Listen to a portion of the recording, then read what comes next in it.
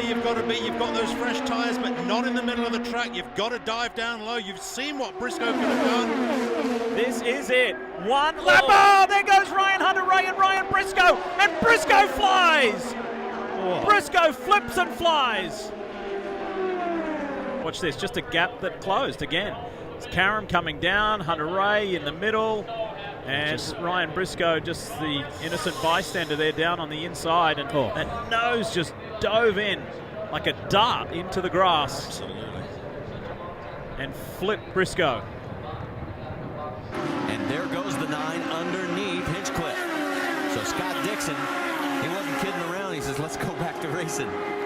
Probably made some change in that pit stop we had. Trouble. The 82 of Tony Kanaan, the 22 of Thomas Scheckter. A big contact.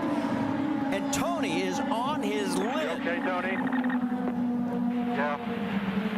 Here's a replay. Oh, Tony on the low side, and then what's ended up happening with Marco, he ends up just getting squeezed from Thomas Scheckter, the 22 machine on the right-hand side. And so he ends up then getting into Tony, which then starts all this off. And that's why you saw the right front suspension damage on the 26 Sapple machine of Marco Andretti. And there's no safer barrier on that inside portion of the wall. Big battle with Catherine Legg, Royal Surf. Oh my goodness! Oh my God! Massive accident. Oh my God! That is the motor. A car, the tub landed upside down. That is the kink. I don't know who that is. Both course yellow. Might be We don't know who that is right now, but okay? that is the fastest part of the track. Down at the exit of the kink there, turn 11. That is a very, very scary place indeed. This is the kink. Now she's back. She's already around, and she hits the wall with phenomenal force. The car flies up in the air, catches the fence a bit. The motor breaks off as she comes back down, and the tub continues to go.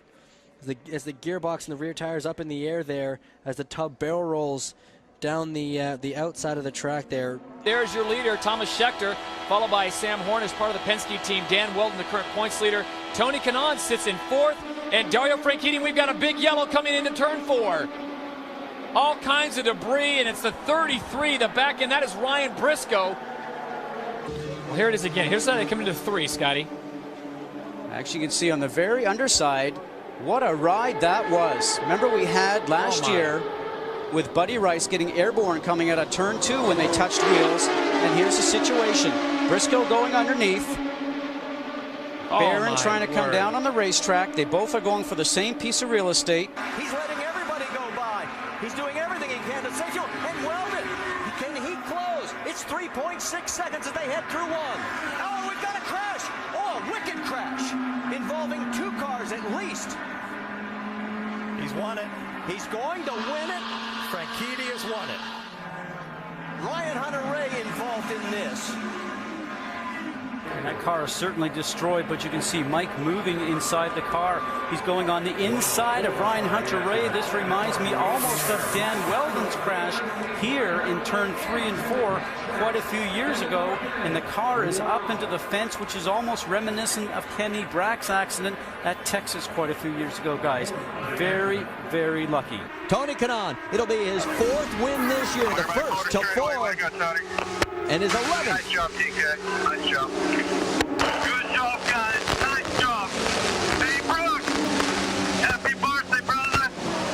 Happy birthday. Take a look. Oh, and we have a crash at the first turn after they cross the finish line. It is Koski Matsura and Dario Franchitti. He was trying to get underneath. Oh my gosh, he goes up and over again? Oh, can you count this as lucky or what in the world? That looked like one of those hydroplane blowovers. My goodness. All right, here we go. We're going to go on board. Now, you're not riding aboard a jet fighter right now when you start to see the sky. Whoa, whoa, whoa. He just checks up and touches the tire, up and over.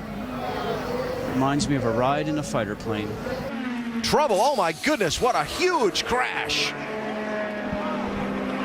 Scott Dixon is in it.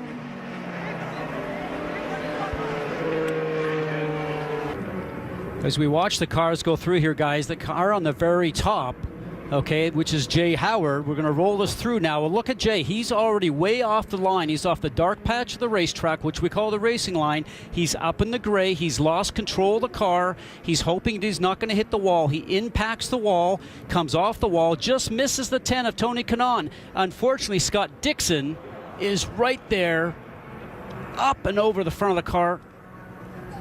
Car hits on the top of the wall. The safety cell on these cars, guys, I can't tell you how strong they are.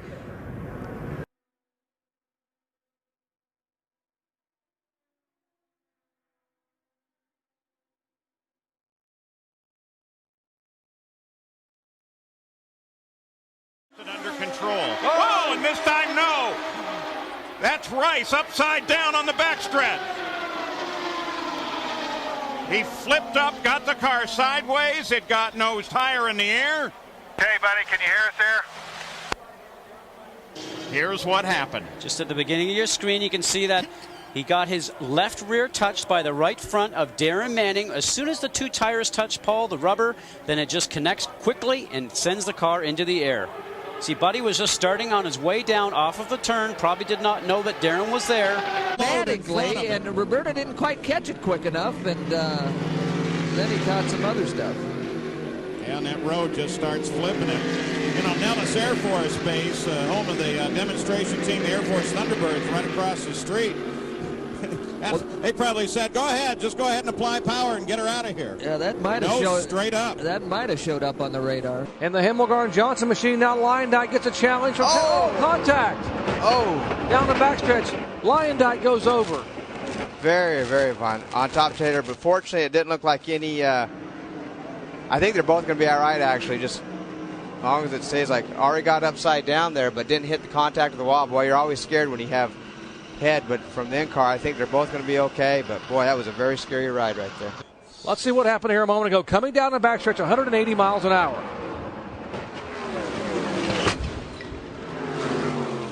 Boy, looked like Ari just didn't realize Mark was there and turned up. Actually, turned to the right, and there was Mark on the outside of him, and just nowhere right there. He took that little turn.